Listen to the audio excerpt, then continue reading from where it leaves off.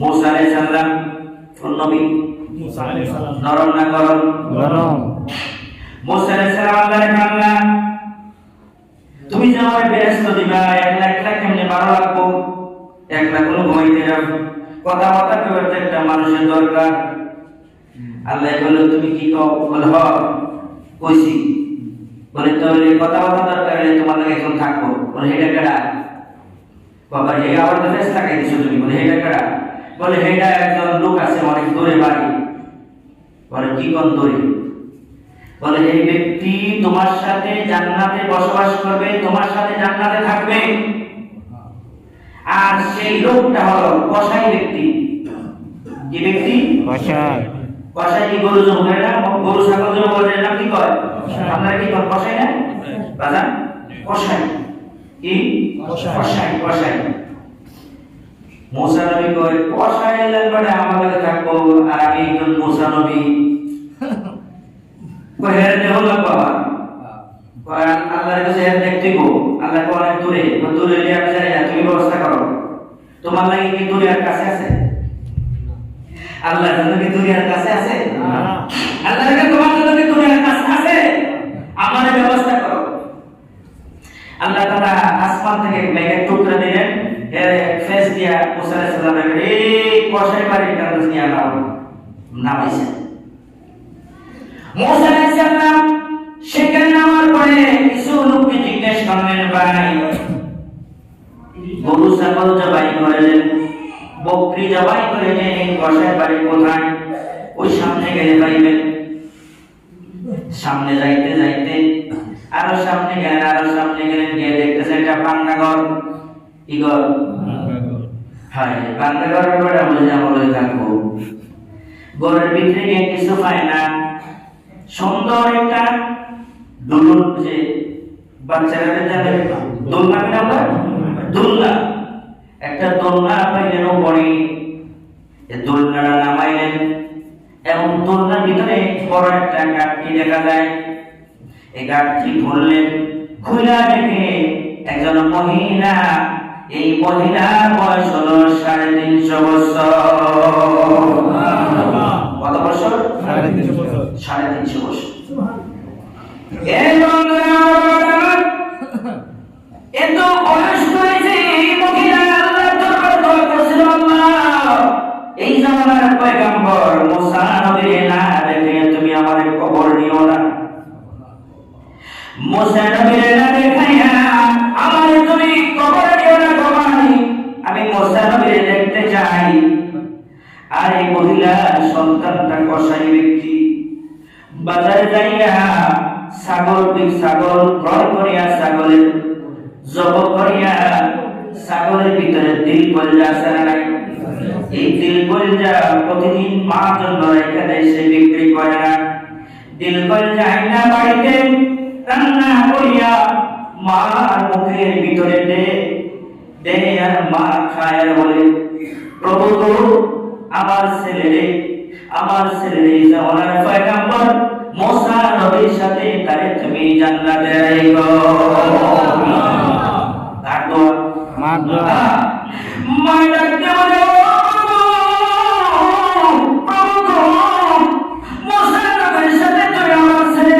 জান্নাতে দিও আর আমার মুসা নবীর না দেখে তুমি মরণ দিও না।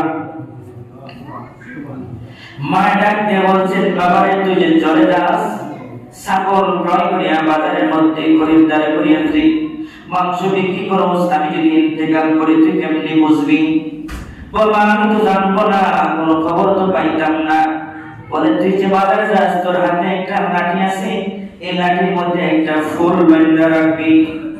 এই ফুলটা যেদিন জলে পড়ে যাবে বুঝবি আমি তোর মার দুনিয়াতে নাই, আমি তোর মা দুনিয়াতে নাই। ওই কসাই ব্যক্তি মারে প্রতিদিন খেদমত করিয়া বাড়িতে খাবারে গোসল দিয়ে সুন্দর করে কাপড় সরবত নাইয়া পায়খানা গলে ধুইয়া, এখন তো জমানায় পায়খানা ধুই না, মা পায়খানা ধুই না রে বাবা। মায়ের দাম দেয় না, মূল্য দেয় না। ওই মার পায়খানা ধুইয়া কাপড় সরবত পরিষ্কার করে ধুইয়া শুকাইয়া মানে আবার দোলনার ভিতরে রাখিয়া প্রতিদিন চলে যায় মার পায়ের মধ্যে সোমা দিয়া, মার পায়ে সোমা দিও। কেউ বাবু সোমা দেওয়া লাগতো না, ফিরের বাবু সোমা দেওয়া লাগতো না, ফিরের বাবু সোমা নয়, ফিরের বাবু সেজদা নয়, সোমা দিবা তুমি তোমার মার পায়ে, তোমার মার পায়ে নিচে তোমার জান্নাত আছে।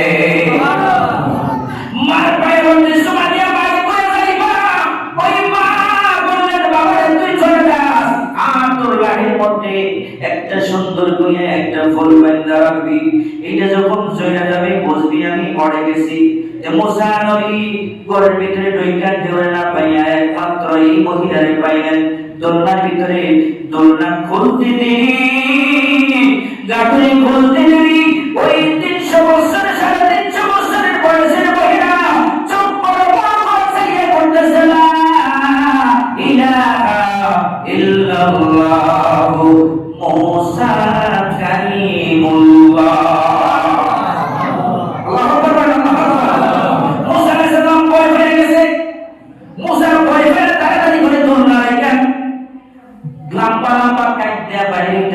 কারণ পীড়িত মারা গেছে, বসে দেখছে।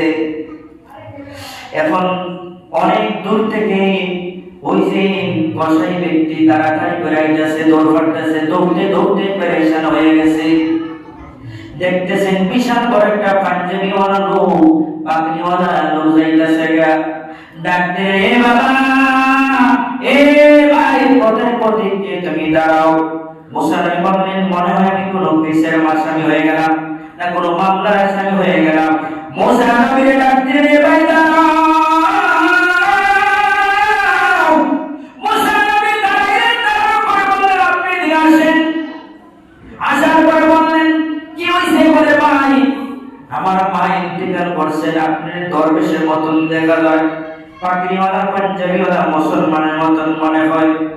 আমার মারে আমি গোসল দিব, আমার মার কাফন আমি পড়াইব, আমি পারা বলছি কয়জন নেটাই কাইন্না জানাজার নামাজটা তো আমি পড়াইতে পারবো না, আপনি আমার মা জানাজার নামাজ পড়াই দিবেন। বাবা এই বন্ধু আমার আল্লাহর বান্দা ডাক দিলেন। মুসা নবী বললেন তোমার মাঝে মারা গেল, তুমি কেমনে বুঝলা, কেমনে জানলাম? যেহেতু আমি দেখছি আর কাউ দেখে নাই, তুমি কেমনে বুঝলাম?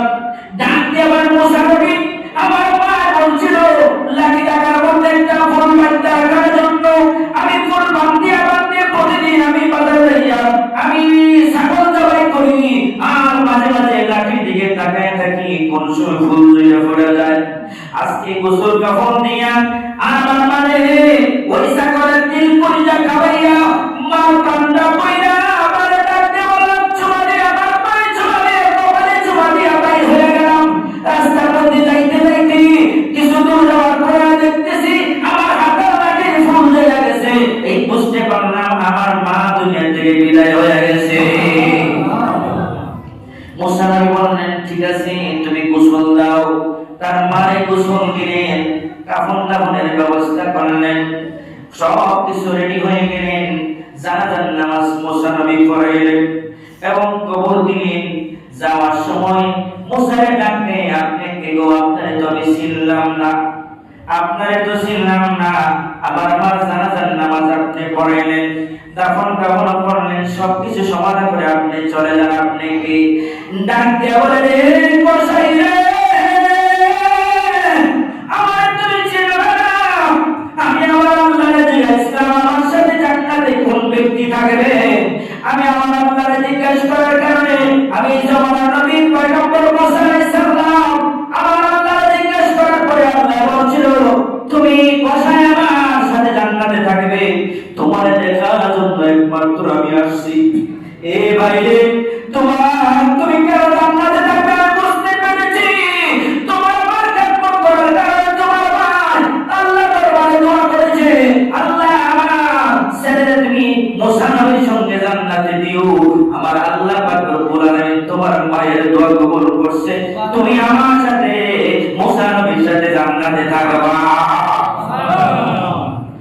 মার নাম আছে না নাই? এ বাবা তার মা নাই, যার মারে কষ্ট দিয়েছে মা নাই, তোমার পাশে গিয়ে দাঁড়ায়া ওই আল্লাহ পাক রব্বুল আলামিন শিখিয়ে দিয়েছে, আল্লাহ পাক রব্বুল আলামিন শিখিয়ে দিয়েছে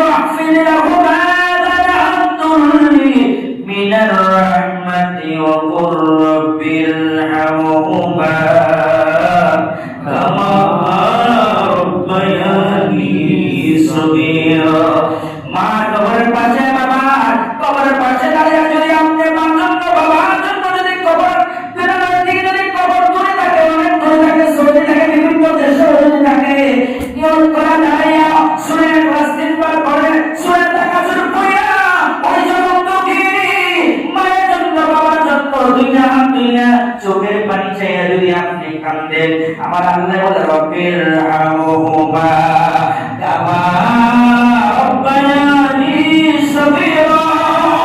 আল্লাহ তাআলা বান্দা তোর বাবার জন্য, মায়ের জন্য দোয়া করতে দেরি হয়, আমি রহমতের দরজা খুলে তোর মা বাবাকে মাফ করে দেই। জন্য যাদের মা নাই, বাবা নাই, তাদের জন্য একটু দোয়া করবেন। আর যাদের মা বাবা আছে, মেহেরবানি করে মায়ের খেদমত করবেন, বাবার খেদমত করবেন, মারে একটু গরম পানি করে দিবেন, শীতের দিন আসছে, তার জন্য নামাজের ব্যবস্থা করে দিবেন। আর মার জন্য একটা সুন্দর একটা শাড়ি কাপড় কিনে দিবেন, মার জন্য একটা সুন্দর কম্বল দিবেন, মায়ের জন্য একটা সুন্দর চাদর দিবেন। কেন দিবেন জানেন নি? যে আপনি জন্ম হওয়ার সময় আপনার মা, আপনি জন্ম হওয়ার সময় আপনি মায়ের ভিতরে মার গর্ভে থেকে আপনাকে রাখি মাংসের পাপে হুশ হয়ে গেছে, অজ্ঞান হয়ে গেছে, মানুষ মাথার মধ্যে পানি দিছে, পানি দেওয়ার পরে অজ্ঞান হয়ে যখন পানি দিছেন, যখন বাচ্চা সুস্থ হইয়া যখন বর্ষ হয়েছে, মা কোলের মধ্যে বাচ্চা দেওয়ার পরে মা রেখে কয়, জাদুরে সান্দরে তোরে দেখা আমি যত কষ্ট আছে সব ভুলে গেছি, একমাত্র যত দুঃখ ছিল তোর চেহারা দেখে আমি ভুলে গেছি।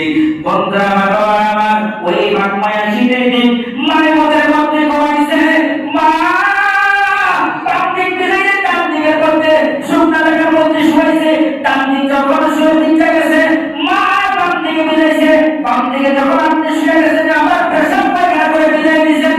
মায়ের মনে রাখবে আপনি যখন সন্তানের বুকের মধ্যে ঘুমাইছে, মা বুকের মধ্যে আপনি পেশাব পায়খানা করে দিয়েছেন, এমন টাইমে মা ঘুম থেকে ওঠা আর পারে না, তারপর দোয়া দেয় কইয়া সন্তানটারে লইয়া বাপ মায়া শীতের দিন পয়সা কইছে।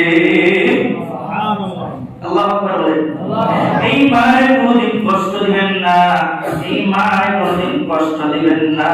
এই মা বদুয়া দিলে জীবনে কোনদিন কোন দোয়া কবুল হবে না। মানে কখনো কষ্ট দিবেন না।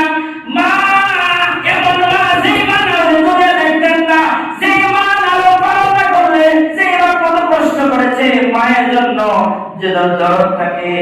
আর বাবারা আবার বিশুদ্ধে বেড়াবাড়ি করে যে সমস্ত যুবক ভাইরা আছো, মা বাবারে কোনোদিন কষ্ট দিবা না, মা বাবার কাছে দয়া করে মাফ চাইয়া নিবা।